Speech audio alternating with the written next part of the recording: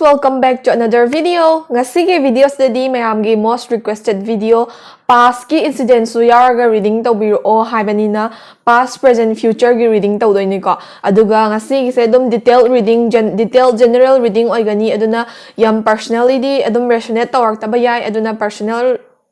reading tawbining basingidi aigi Instagram link to aigi description box adum makhada hapcharamage aduda changaga DM tawbiraga isagi personal reading adum book tawbiba yagani aduga ngasigi reading sida kai yawgani haba matamda past present future advice amadi energy card aduga affirmation card punna card taruki reading oidoine aduga pick a pile reading oigani haidi pile home or idle figure home thamgani idle figure home dudagi apamba amamam khanbiraga like reading dugi part adum skip taraga tabige hair su times time lapse adum makhada hapcharamage aduna traga adum video se full yingbiraga so adum hena nungai jai so ngase ga di video se matang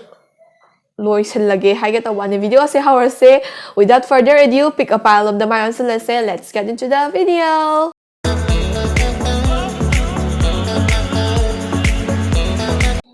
So pile A natraga na si orange idle figure se choose to be bagay da mogi past present future da haidi past na kay thokre present na kay go through tori future da kay RPI advice oina kay lay aduga energy card na kay no like energy oina kay pige habado adu gi reading do tawdoi ni ado ahan bada card hana pick tower se hayya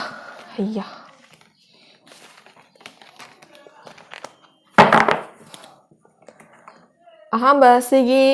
aigi favorite pile man bana su loire card che anoba budi layer su sisina dum nungai bado ko ingonda adu du sisi dum sisina bane ado sigi pile sidagi past ka present gi card pick tawdoine 6 of cups ko past ki card chida like past ki haiga do basida past adum like past cam relatable oiba card ama thol e second mu 10 of cups past present and then future ga advice kana sigi pile sidagi pick taw gani ko 10 of coins kaino ne yamna khara aphaba oye pile a singidi yamna ke hani reverse am ta yaudi aduga ke hani lightning bagumba se dum thongbagi mong do oye ko 3 of swords ina advice ne 3 of swords hoi problem se lak pa hori haidi loinamak ekta aphaba oyo se yadabra khangde haba haidi past aphaba dum oigre present adum yam ka hina problematic oiba leite aduga future sisu adum aphaba oye aduga advice da amu problem khara lak pa yabi gi vision se piri ne ba ko past present future advice card manga siga card manga suba aduga surprise hariba energy se thole ko aduga affirmation card amaga pick taw khini video game lovers we should Instagram reels yung wagi ay vitality hariba affirmation je picture ko aduna hoi si se hoi reading se hour se duga reading se how dringai da ko sigi future se ekta pura kay haini tung koi ba sigi future se dum oiraga layni habanate adum hojik laiba present sina hojik thokraba passing sina karamba type of future envision tawge habado oidone duna matam ge ba changes lakpagi matung ina futures de adum changes lakpa yabagi chances laiba ko ado card sing se pick tawba lorabanina reading from the my on sila se so ahan ba card 6 of cups sari ba card che thol e ba ko sigi 6 of cups sari ba card china pal e khami masing gi damakta moy pass se ko adum like moy childhood oi ba ya khara adum peaceful oi ba happy oi ba playful oi ba pass ama lai khi ba ko aduna adum pass ki oi ba memories khara ningjeng ma matam da haidi pass haidi yamna long pass hai tare ko haidi mamang thokra ba childhood kumba je oi den childhood tamen li oi den ko childhood kumba se dum natraga na high school gi years kumba oi rak pa yai ko adugum da dum happy oi khiba hai ga dum harau tayam badana tayam bang ta na feel tawba adugumba pass ama oikhiba ko aduna yam ka hena traumatic oiva events thokpa mi su dum yawbiramba yaye haidi si pile a khanbi basing sida ko pass ani thokna pi ba haidi yamna happy oikhiba childhood kumba dum laikhiba adagi amu ke haini khara growing period kumba laiba matamna na isana yamna pamdaba or isa the disappointments kumba khara thengnagiba adagi traumatic oiva events khara thengnagiba sigumba su dum thengna biramba su yaye na haye do pass yam ka hena nangi pass yam thina problematic oye mak tu di hydra su ko hoi problem macha macha adum yam thina nungai taba issue ko makhar thoki tar ga su mostly adum happy oiba settle oiba pass amadi oi ki ko yam ka hena awa ba gum se pang khangak taba oi doira na traga na relationship kum bagi oini yang pa matam na betrayal gum ba se yam pang thengna rak taba adu gum ba pass ama oi ki ba male ba haidi nostalgic oiba happy oiba memories na feel tawe na hai ba si card na hari se ko aduga side amarom da trauma gum ba adum yam thina hoi khar adum nungai ta incident thengna bi ba mi su khara budi yarong gani ko haidi card chi meaning se double da chat leba ko ado second ye card china 10 of cups sari ba card che thole ba sigi 10 of cups sari ba card china hojik pal a khami ba sing se hojik present si da kai go through to piri ge haba matam da ko moi se ayamba na moi na pam ba sing se ko haidi like relationship kumba oiro na traga na career kumba moi na desire to za ba sing se phanga do bagi ngai ga lei ba hai ga dra pura full circle ama oi ga da bagi ngai ga lei bagi mong da lei haidi like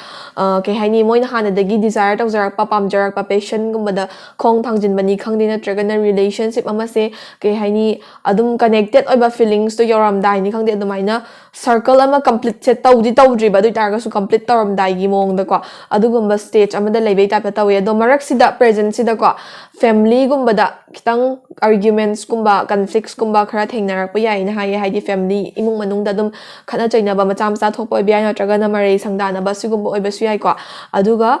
makha tarak ba relationship kumba hana dagi leibi basingina ko relationship kumba leibi basingina intimacy kumba haigadra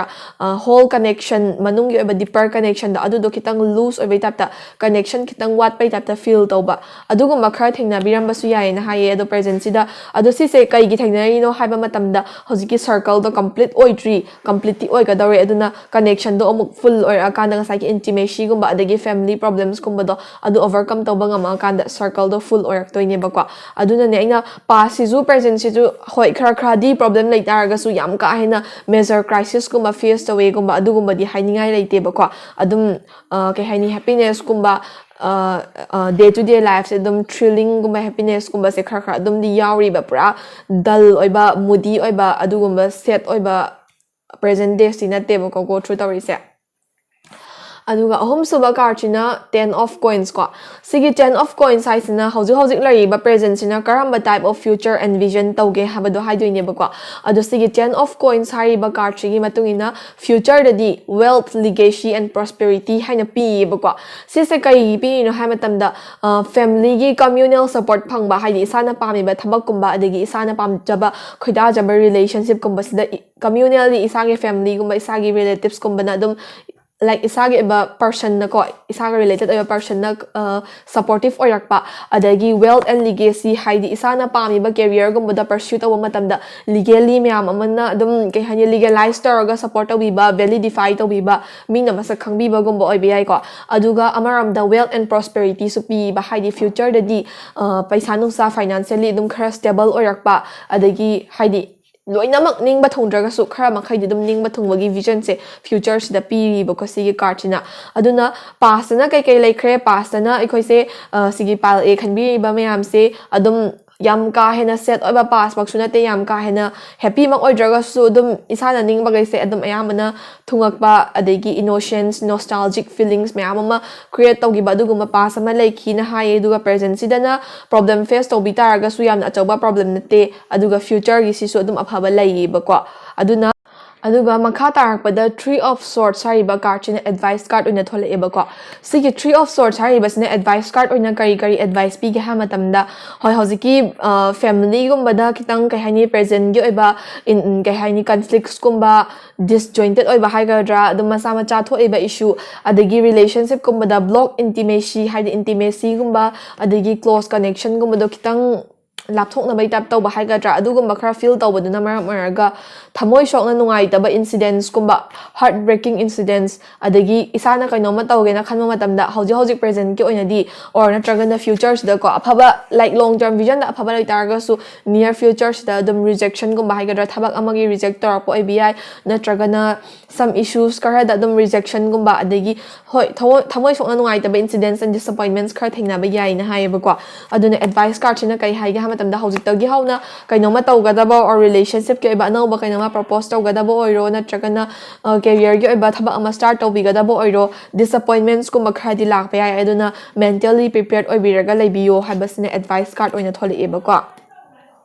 aduga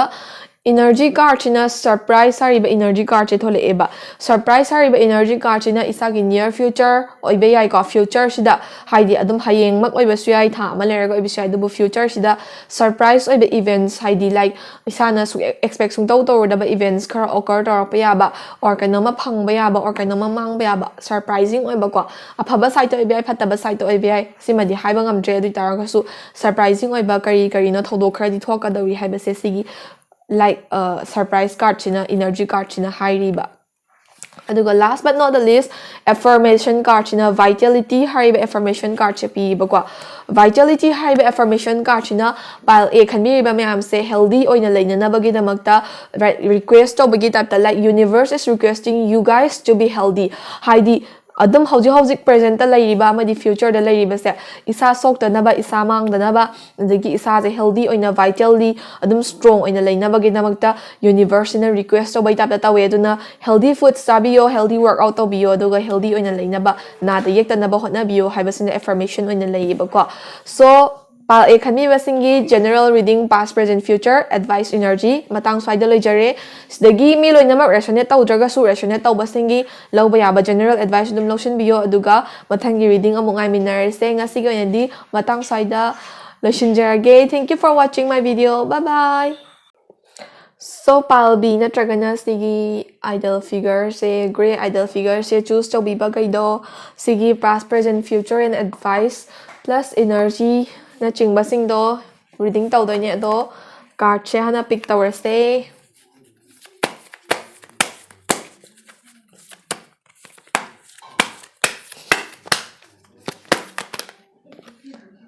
past the two of swords ko okay present na kai lege ha do yenga se present na the moon hariba card che thole ko so card chana pick tawi ai wadi am ngangninge like tholai ba card sing jinge mam da wadi am ngangninge doi tar su card hana pick taw balo shin gi se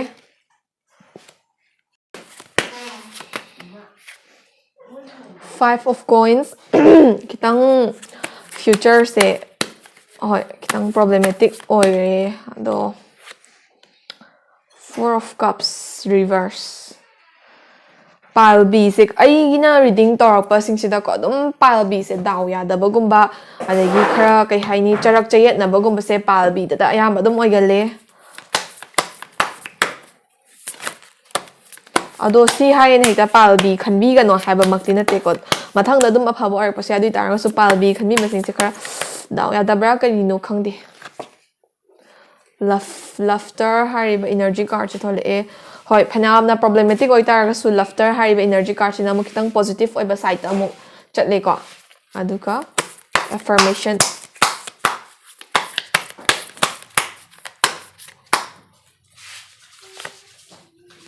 don't take personally hariba affirmation je thole e hoi problem lai ba myam sigi affirmation jina ke haini clarity pi bai tap ta we ko do card chingje amam to ina tonga explain tawra age so pal b ahan ba card two of swords hariba card che pick tare ko two of swords hariba card china pal b sing sigi pass ko pal b khami ba singi pass se moi se thabak ama taw matam da dum masa indecisive oi ba dum dispute thopa haidi kaino ma taw ge haina khalapa matam da atopa ama sudum opportunity se pangtho to tholakpa gumba haigadra or situation ama da option ani gumba dum tholakpai tap ta wei ba moi gi life sida ko aduna maram oraga moi se decision lobong khangda ba adigi lai khiba jaga ama am da stuck toraga hekta lai bai type ta tauba for example thabak ama hauruba or business ama hauba matamda adugi business to kana dre harga su adu dai tokthokpa ngamdaba adum jaga du da stuck taraga leiba ko adu natragana relationship kumba do oitarga su phanamna toxic chatle or phanamna yadre harga su adu dai tholapa ngamdaba adum like move on tauba ngamdaba jaga du da adum pallaga complete standstill gi type ta adum leiba hai tare ko adugumba pass ama go through tawbiri ena haidi like kainoma tawa matamda adum dispute kumba indecisive oiba mentally happy oidaba haidi kainoma decision ama lawdore hai taradi lawbam khangdaba hai tare ko adugumba condition je adum thengnei na haiba palbi singse ayamba matamda pass sida aduna pass adum mafam jaga amada stuck taraga leiba tawgadaba thabak mayam se delay taraga thamba sigumba singse go through tawbiri e haina haye sigi karchina aduga present ki card chidana the moon hariba card chi thole ko the moon hariba card china kai describe tawge hamatam da palbi khami basing se hoji se moi se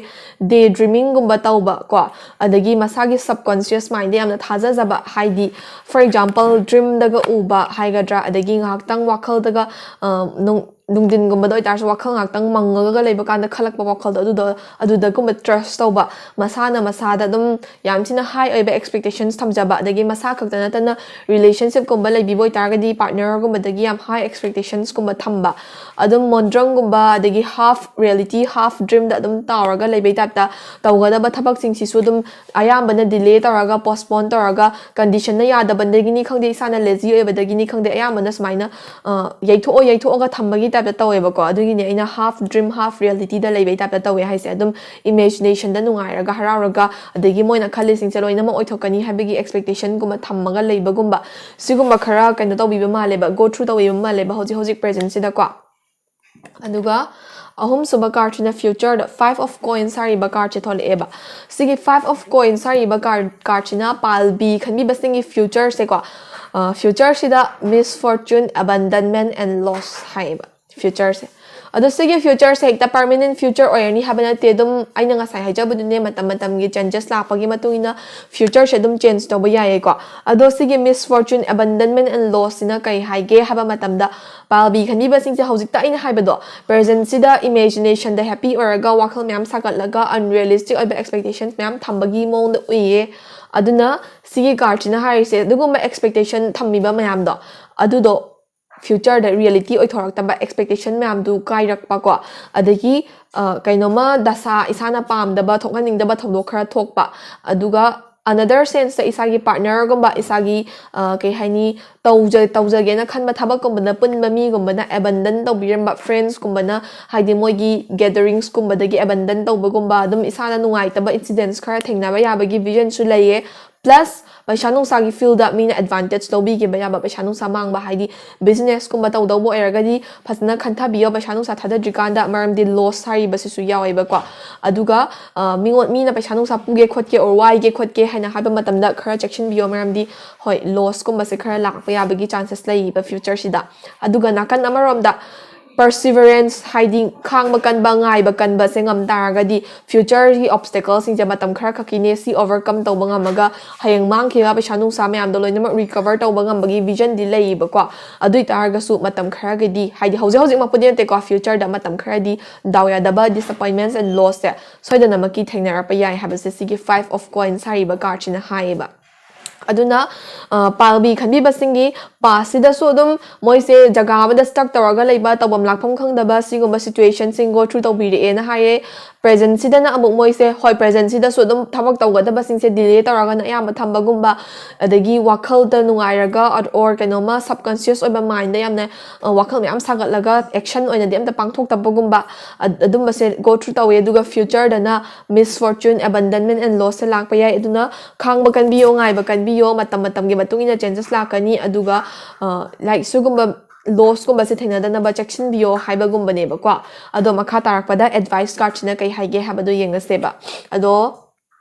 Sige advice card china kai haige haba matam da ko pile B khami ba sing se moi the opportunity apha ba haidi moi gi career gi obi moi gi relationship gi obi ko opportunity se apha ba dum la ka do ba lei ba la ka do ba lei tar su moi se masana self absorb oi ba ko ngasai gi masana masawi am trust ba masagi subconscious mind me am trust ba moi na khali duna dum chummi haina khan ba sigumba attitude self absorb oi ba stubborn oi ba attitude se sida maram oraga hojiki la ka do ba opportunity sing se grab ta hoba ngam hoda ba moina khali duna chummi haiba wakhalon sida hotnari kanda apha ba tanja sing se nan thokiba sigumba khara thengnarak ba yai na haiba ko aduna sigi mari suba kachine advice oina kai haige haba matamda palbi khami ba sing se isana isabu yam trust to biga da bani adu targa su yam ka hen ba over confidence ti lei biga no opportunity la pa matamda opportunity do grab ta hona bo hotna biyo isana khan ba wakhal duna chumme haina khali kan opportunity nan thok han biga no ko na regret chagani haba sina sigi advice card china hairi ba ko aduna yari gai hoi isana thajaga da bani adu targa su yam ka hen ba over confidence ti thambiroi da bani ba aduga next ki card china laughter hari ba card che thole ko sigi laughter hari ba card china kari haike ha matamda keno pile B khami ba sing se moi se dum thok ka dori ba incidents me am sina thawai nungai ta ba nungsuk nungjang na ba tawam la phang da ba sigum ba incidents se dum haidi face to ba kan da happy oi bangam da ba sigum ba se khar thengna kani na hai ba ko ado sigi laughter hari ba card china kai haike ha matamda phanam na disappointment sing na tar ga su phanam na pain da ba nungai ta ba thengna tar ga su ngasai future card na so haige ba do khang ba kan biyo ngai ba kan biyo aduga isabo heal to ba grow to ba happy oi thok ba sigum da adum focus to biyo matang ge ba chances la aga dum apha ba supura kani ha ba sina sigi laughter hai ba energy card china energy advice oina pi ba aduga last but not the least don't take it personally hari ba affirmation card che pick tawre ba sigi don't take it personally hari ba affirmation card china kai haige haba matamda palbi khami ba sing se kaino ma thodok amatang haidi moi ge related oi ba kainom tang thopa matamda haidi relationship to oiro career to oiro na tragana kaino ma thaba am tawina ba matamda mi adagi magi friend gumba ko friend groups gumba da mi da kai haini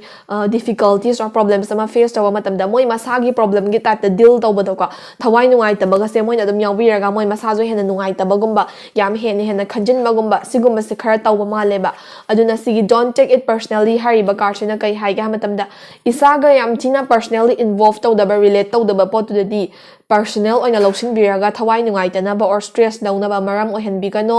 yari gai isaga related oi ba thabak ta oina main focus pi na bo hot na biyo na hai ba ko sigi affirmation card china aduna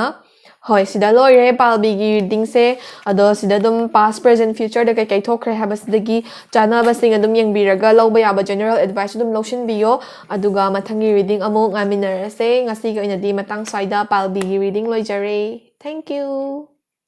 So aroiba pal sigi blue idol figure natragana pal si khanbi basingi past amadi present na kai past ta kai thokre present ta kai go through tawri duga future da kai urak pi ai habdu yengdoi ne ado card hana pick to ase past three of swords okay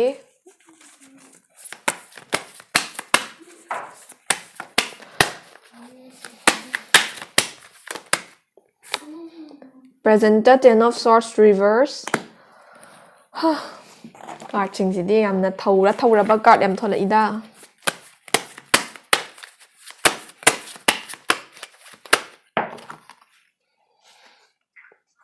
the hangman and king of coins sorry ba card ani se future and advice or ani now energy card pick tower se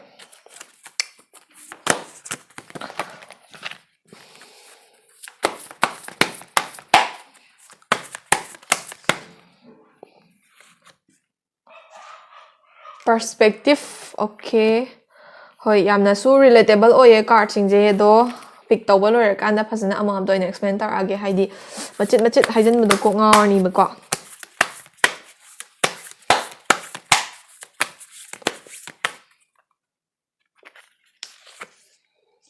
trust sari ba affirmation je amuk pick tawre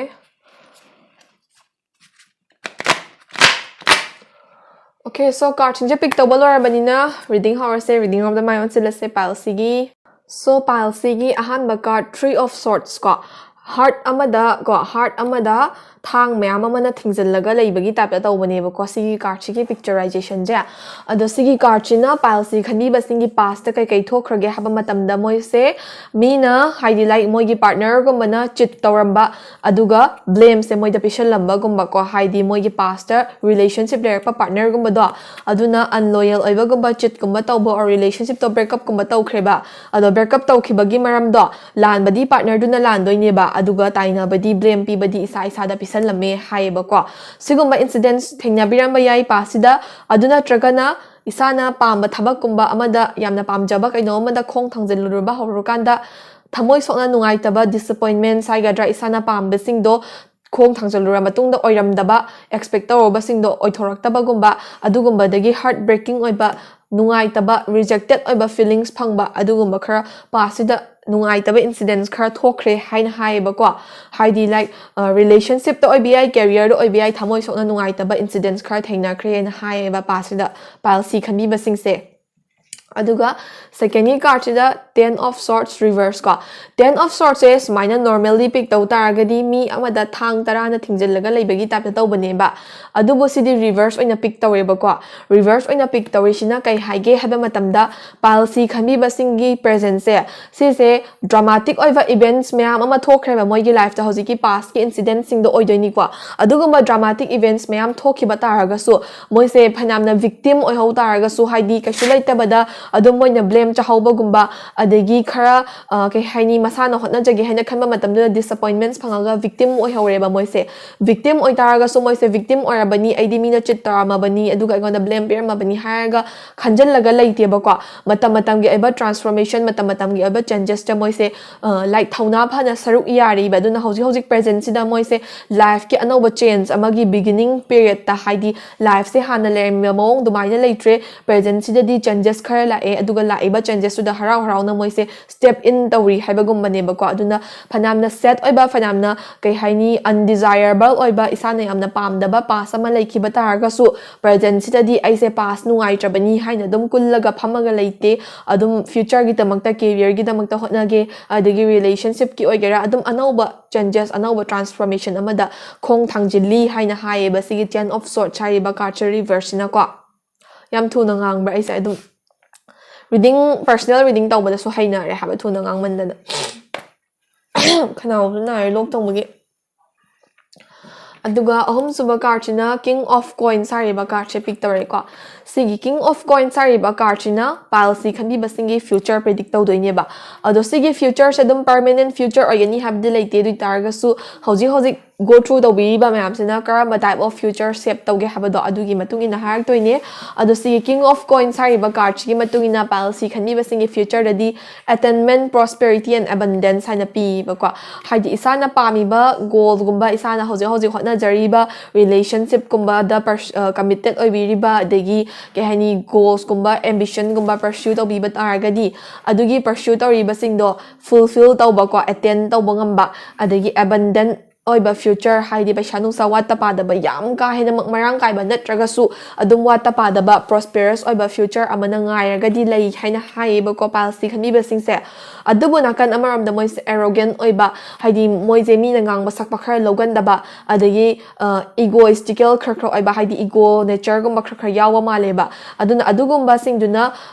ego nature gumba dagi arrogant oiba character do khakra mapan thokla aga isagi future gi aphaba singse phangbada delay ta honba yabagi vision delay aduna yarige isagi ego nature adigi isagi arrogant oiba impatient oiba ngam singam daba gumba se khara di control tawbiba mathau tai haina sigi future ye karchina haiba ko haidi impatient oiba egoistical oiba nature yawiragadi adu khara control thambiyo aduna tragadi aphaba future se yobada delay tawgani matam hena changhan gani haine ba ko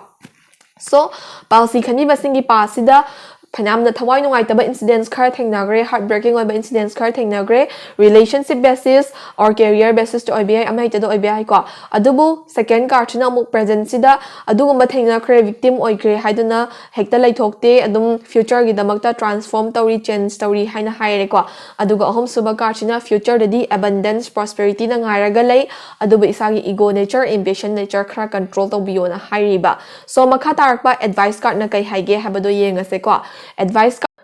The Hangman hariba card china advice card oina layer ko sigi the Hangman hariba card china advice oina kari haige ha matamda policy khamiba singse yamna like isana pamiba goals or career gum se pursue tawba or isagi relationship se full fledged oina future da thungna na bagi damakta kai changi ha matamda patience yamna change ba ko aduga hojik makki oina moise thabak kum se ayamana suspend taraga haidi paisa nung sagi khara achin balai banani khangde or na tragana kari gum awat pa leba namram araga patience kumba test tawba ki type ta ko isa gi thabak sing ja yamana suspend taraga leiriba adu sigi card china hai se matam khara suspend taw taraga su isagi like elements sing do haiga dra isagi darkar aba myam do sura kanda di isagi career isagi future gi damakta lepta bido work to biyo na haye duga amaram da patience leba siam darkar oye ko isagi life ta relationship ogera career ogera successful oina bagi damakta patience leba siam na mathau taye na haye duga makha tarak po oina sacrifice to basu khara kan batai haidi isagi happiness isagi like socializing kai haiga dra dum koi bachat palangba sugumba myam se khara sacrifice taraga isagi future da invest to biyo haiba gumbane ba ko makha tarak pa card che energy advice oina perspective fari ba card che thole eba sigi perspective fari ba card china kai hai ga matam da policy khami ba sing se hojik se adum disappointments kumba hojik mangna traga su future da disappointments kumba face tor pa matam da ko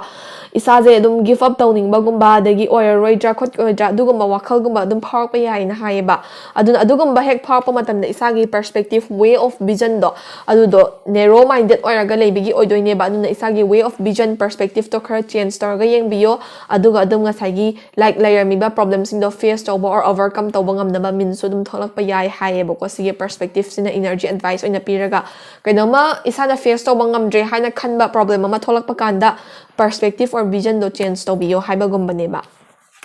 aduga trust sari basna affirmation card oina thole trust sari basna affirmation card oina thola pasina kai haiga matamda policy khani basing se dum mamang thoki ba incidents ani khangde na traga na adum isa na mi khar thaja ba wat pan ani khangde mi ngona trust to bagum ba se pak na ngam da ba adagi relationship kum ba da su kai shulai ta ba wa khar ma cha khar the trust issue hekta build up tor pagum ba sigumba se khar thengnarak pa yai na haye duna yari gai hoi blind trusty tawroi da bane du taraga su isagi reliable oiba mi sing da di dum khar khadi trust to batam biyo aduna hena aphaba oigani haina affirmation card na haye ba ko so policy gi su matang side reading se loi jare degi dum past present future da chana ba sing yeng biraga lo ba ya ba general advice dum lotion biyo aduga mathangi reading amung ai minar se ngasi ko na di matang side reading solution jarage thank you for watching my video bye bye. So guys, video se ngasi ko na di matang solution lage adum mayam na request to birak pagi matungina ina past present future gi reading se tawjabane ado adum mathang hen interesting oi ba reading adum hapang amna ba hona jarake aduga mayam na atopa tabining ba or khangbining ba reading lai taragadi adu sudum kai haini comment box ta suggest to biramo aduga aina adum adugi like topic to the reading do semba ngambra haina adum hona jage so aibu makata na support to biyo channel asibo subscribe to biyo aduga video asibo like and share to biduna isagi dum chana de hawdo comment amamam su drop to biramo ngasi ko ina di reading se matang solution jarage duga mathangi reading so dum athuwa matam na thagat pa ngamna ba hotna jage ngasi ge ina di bye bye.